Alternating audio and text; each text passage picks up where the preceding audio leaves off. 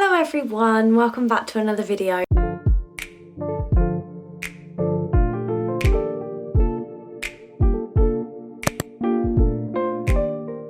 Goodness me, I'm telling you, when I finish filming this video, I need to go downstairs and put my Christmas tree up. Like, I have been sat here for that long. We went out for dinner tonight and then I was like, right, I'm gonna come home and I'm gonna film Friday's video so everything is all done and I have tomorrow night to edit, blah blah blah blah blah. Anyway, I've literally just sat here watching TikToks so it's currently 25 to 10, so I've been sat here for 2 hours watching TikToks. 2 hours. I mean, I had a great time. But yeah, so earlier on today, I actually did a TikTok that had me howling, and I mean full on, I had tears rolling down my face. So we were driving back from a restaurant and I did that prank on Marco where you pretend you're on the phone and you kind of say like, oh yeah, I'm out in a minute, but yeah, no, you're good. I'm just with a friend. And anyway, so I did that and I said like just with a friend. And anyway, just go over and watch the video. My username is just Amberizzo, but it really made me laugh and I think I've watched it back about 700 times because Marco's reaction is just brilliant. Anyway, obviously last Friday I had some real technical issues and for one reason or another I just could not get my YouTube video to upload. I don't know why. It uploaded but then it wouldn't process, and the processing is kind of YouTube side of things, so nothing I did was working. Like, no matter how I exported it, whatever, I tried so many times to upload it. I was going to do it as an Instagram TV, but it was just too long, and I just didn't in the end. So I figured this week I would kind of sit down and I would just talk to you and update you solely on the IVF, because I think that is something I've been getting a lot of questions about because I've spoken about it on my Instagram stories, about the fact that we actually have a plan going forward. So I thought it'd be nice if you could grab a cup of tea, you could sit down and we could take things completely back to basics and just discuss all things IVF. So throughout this video, you are going to have to bear with me because I am going to have to use my phone, and the reason I'm going to need to use my phone is because what we are going to be doing going forward is really new to me. So my knowledge on the subject isn't necessarily top quality. Not that my knowledge is ever top quality, but you know what I mean. I've not done this before, so I can't talk to you from personal experience. So moving forward, we are going to be doing things really differently. If you're new here, you may not know my full story. I'm not going to sit here and kind of recap the entire thing. There are so many videos, if you go back through my channel, just talking about different bits of my fertility journey. It's all on there, but I will give you a really brief overview. So my husband and I have been trying to conceive for 5.5 years now. It obviously still hasn't happened. I've never fallen pregnant, never had a chemical pregnancy, never had any form of pregnancy whatsoever. We found out at the end of 2018 that both my tubes were blocked, so I then had them removed.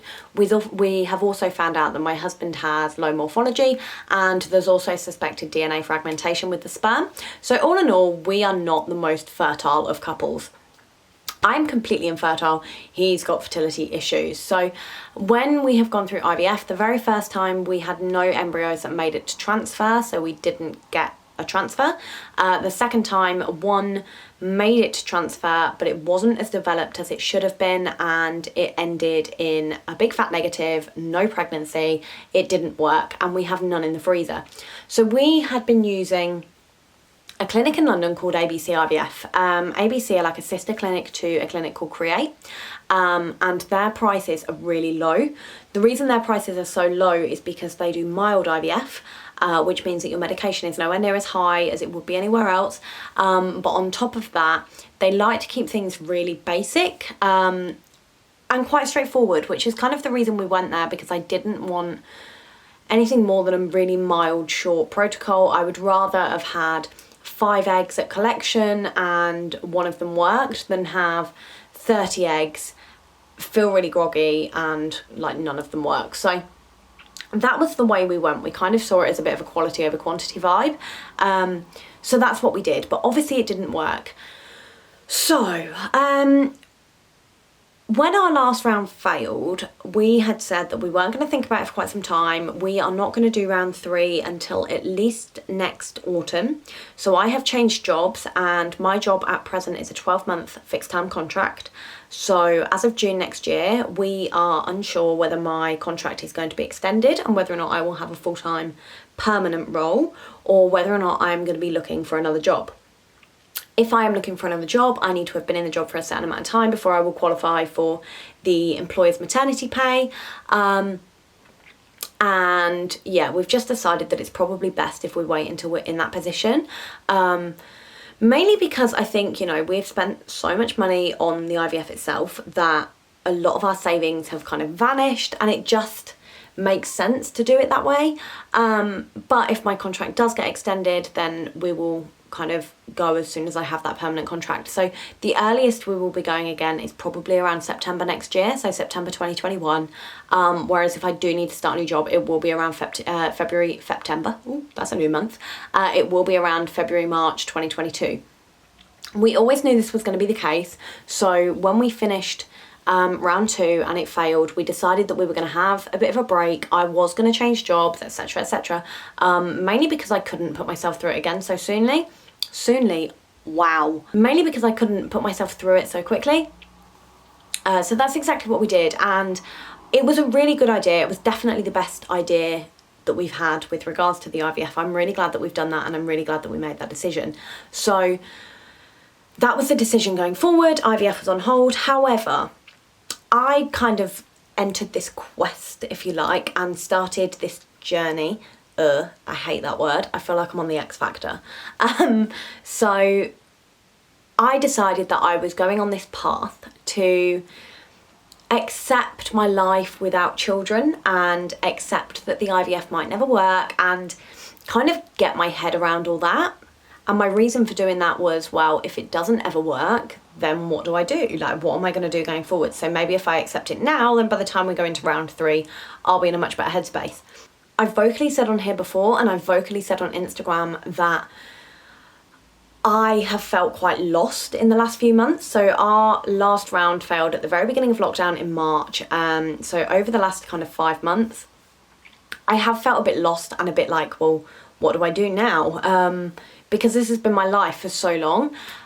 So the other day we kind of sat down and we started speaking about things, because we were talking about, you know, getting a new bathroom, getting a new dog, getting all these different things. And then we were like, well, all of this costs money. And if we're going to be spending all this money, how are we going to save for another round of IVF if we're not going to ABC, and therefore it's going to cost us 2 to 3 times the amount that it's already cost us? So that was a conversation we really needed to have.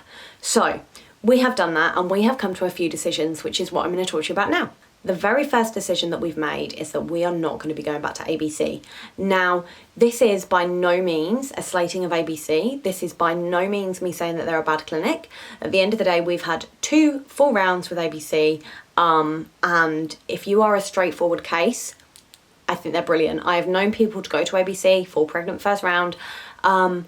There is nothing wrong with them as a clinic. However, for us, I think now we know that our embryo quality is terrible, and now I know that we are probably not the most straightforward of cases. It has been a decision that Marco and I have made, that we are going to go somewhere else where we can have a lot more testing, and we are going to spend that bit more money to kind of really focus on why it's not working and go forward. And I just don't feel like ABC are the place for me to do that. I think we've had 2 shots at it there. We've kind of put our money on the table. We've done the gamble.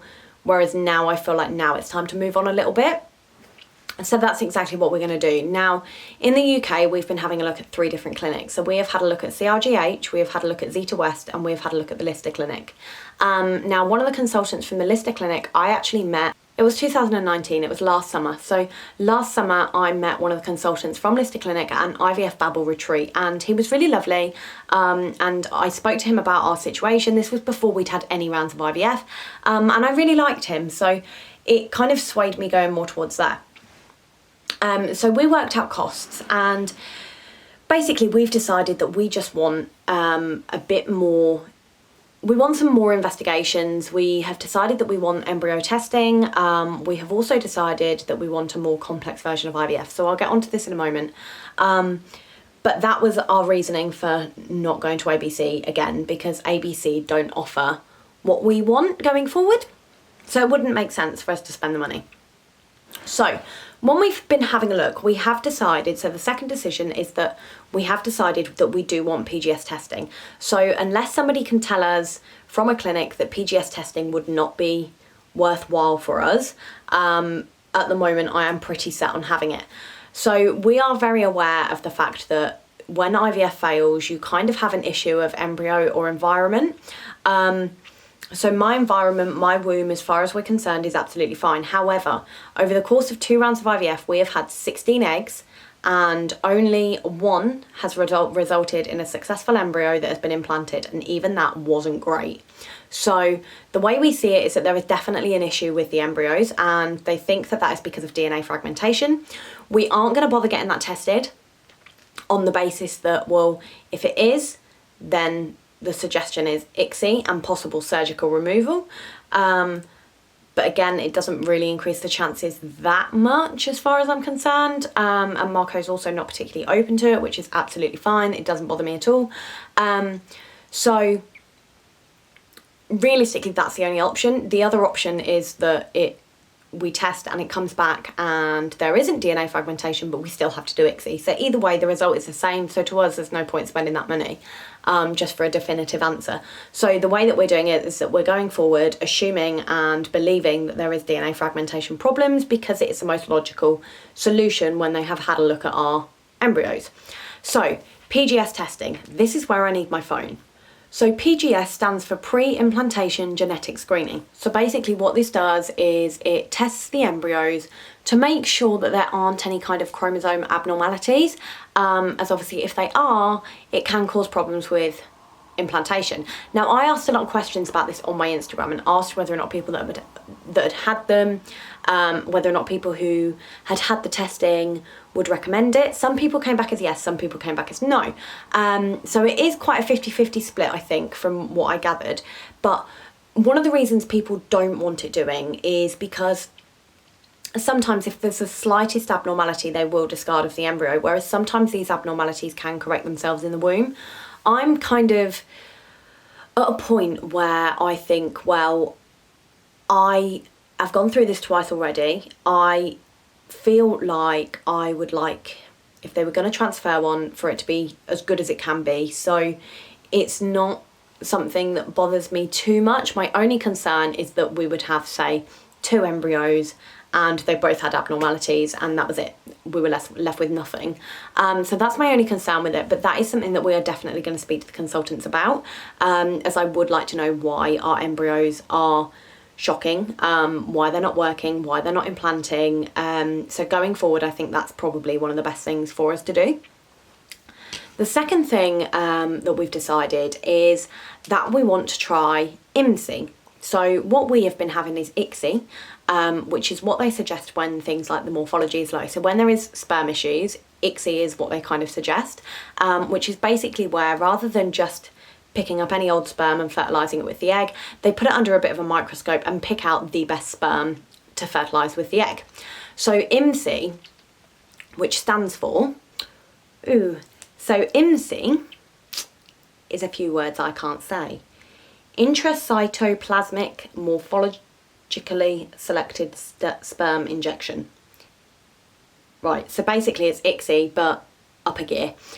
So they basically put it under an even stronger microscope to make sure that that sperm is absolutely bang on. So it's the best of the best of the best, if you like. It's a little bit more expensive, but I think we've decided that that is, well, there's no think about it. We've decided that that's the best option for us going forward. So going forward, we know we don't want to be going to ABC. We know that we want PGS testing, and on top of that, we know that we want IMSI rather than ICSI. So already our bank is kind of shaking and crying and going into a meltdown a little bit, because we know that next year we're going to be bankrupt. I've obviously spoken to you about 3 different clinics. So the clinics that we looked at, we found by kind of looking at specialising in embryo implantation failure. We had a look at the best clinics in London for IMSI. We were having a look for PGS testing. So we were basically going through a bit of a checklist and crossing things off and having a look at how much it would be, because that's a huge thing. Whether or not they did any kind of payment plans, whether or not the medication was included in their prices. Like there were an awful lot that we went through because we know what we want from a clinic. And I think I've really learned now that you have to be your own biggest advocate. Like you have to advocate for yourself because nobody else is going to do it for you. So there is no way that when the time comes and we do have a consultation, there is no way that I am leaving that room ever with any appointments I have with any clinic going forward until I am 100% happy with what has happened in that room, and I feel like I have left confident in my clinic and in my cycle. So that is what we're going to be doing going forward. Obviously between us we will have lost 7 stone by the time we start again. So I've already lost 2, Marco's on his way to losing 3, I've got another 2 to lose. So between us, yeah, we'll have lost 7 stone. So we will be within the clinic's ideal BMI, because we all know that BMI is so reliable. I'm joking, BMI is a load of shit, but I got to do what the clinic are telling me to do. I've just got to optimise my chances. So those 3 clinics, like I said, CRGH, Lister and Zeta West, we were looking at, and we were looking at them in a huge amount of detail, and then I just got a bit sidetracked, and just out of pure curiosity, I started having a look at clinics abroad. And I came across a clinic called IVF Spain in Alicante. And we started digging a little bit deeper, and we then started looking at some clinics in Spain, and we started looking at some clinics in Greece and Czech Republic and Germany and Turkey and Italy, and the list continues. But we were gobsmacked at how much cheaper it was. Like really gobsmacked. And we then started having a look at how much it would cost us to fly out there, how long we'd have to stay out there, whether or not I could have my scans in England and then fly over just before my egg collection and come back after transfer. We started having a look at whether or not they did PGS testing, whether or not these clinics did IMSI, and went down a bit of a rabbit hole with it. And it was something we toyed with and was something that we kind of spoke about. But as I've said in previous videos, it is something that I have never been fully confident with. For no reason other than a bit of naivety, I think. And I was a little bit worried that by the time you'd added accommodation and flights and spending money and everything else on top of it, that actually it wouldn't be much cheaper at all. So we started looking into it, and boy was I wrong. So we were having a look, and we basically totaled up the prices. If we were to go to a specific clinic in Spain, we had a look at the price for IMSI, all the scans, all the pre-IVF testing, so all the tests done again. We had a look at the medication, we had a look at literally everything, plus the PGS testing, plus some extra sperm testing, plus the IMSI. We had a look and basically worked out what the procedure itself would be as an absolute maximum. We then included flights, and we just did that based on kind of average prices, looking at, you know, whatever we worked out one way or another. We just had a look at how much flights were generally. And we then had a look on Airbnb, because I decided that if we were going to do it, I wasn't going to stay in a hotel. I was going to stay in an Airbnb where I could have some space, and if I needed to, I could sit and cry my heart out, and all the rest of it. So we had a look, and I had a look at this beautiful Airbnb that was a really, really lovely little villa type thing, and it had a nice infinity pool and all the rest of it, and it was bloody expensive. But we had a look to see how much it would cost if I was to stay there for 2.5 weeks, which I wouldn't do. I think I would just go over for egg collection and come back after transfer, maybe a week into the 2-week wait, stay for 2 weeks maybe. I'm not 100% sure. But anyway, we had a look into that. So we had a look for 2.5 weeks. We worked out roughly spending money, and it still worked out one hell of a lot cheaper. Now, I'm not talking ABC prices, but it was cheaper, significantly cheaper. We had a look at the UK and had a look at Access Fertility, where you do the unlimited rounds, or you do the 3 rounds and then a 50% refund if you don't have your child at the end of it. We had a look at that. And anyway, after a lot of deliberation, after a lot of debating, after a lot of talking about logistics.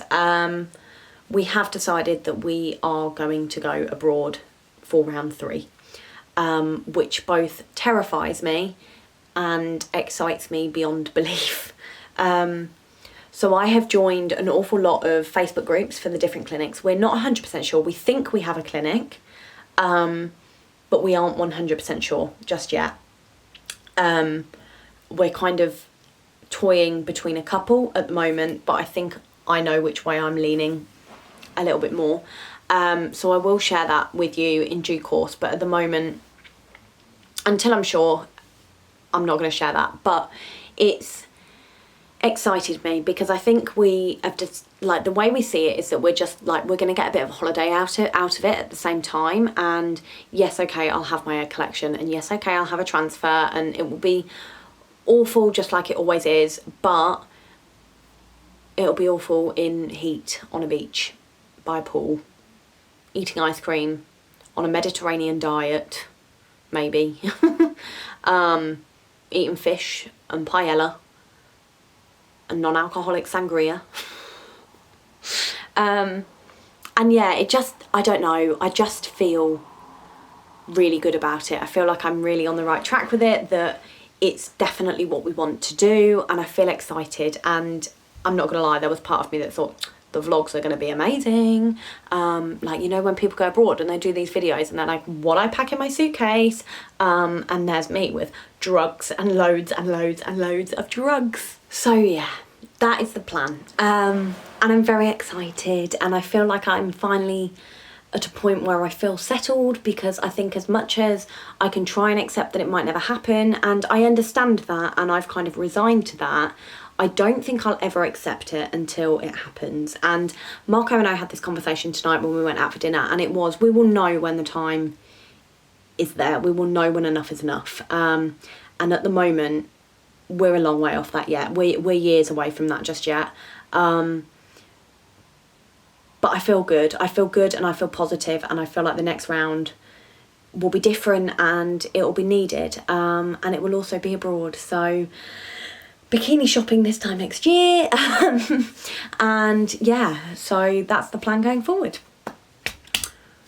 We're going abroad, baby. We're going to Europe. Exciting times ahead in about a year. So yeah, now I'm just going to continue on my weight loss journey and prepping myself. I've started taking supplements again. I've started taking CoQ10, and I have started taking vitamin B1, and I've started taking vitamin D. So nothing major at the moment, just small doses.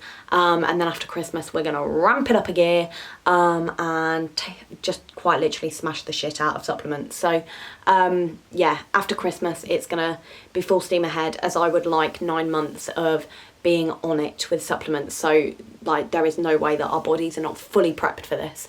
I'm going into this like the experienced pro that I am, and hopefully it will be the last time until I want baby number 2 or baby number 3 or baby number 4 or however. I still want 6 kids. I just do. I just want 6 kids. It's never going to happen. My house isn't big enough, ever. I still want it. I'm going to leave it there, but that's our little update for you. Hopefully this video uploads, but either way, that's it. So we're going to Greece or Spain or somewhere, just somewhere hot, and hopefully that will be our child, you know. And if it works and we're in Spain, then I guess we're going to have to call our child Pedro, and if we're in Greece and it works, well, I can't think of a Greek name off the top of my head, but, you know, we'll have to raise it on, like, I don't know, moussaka.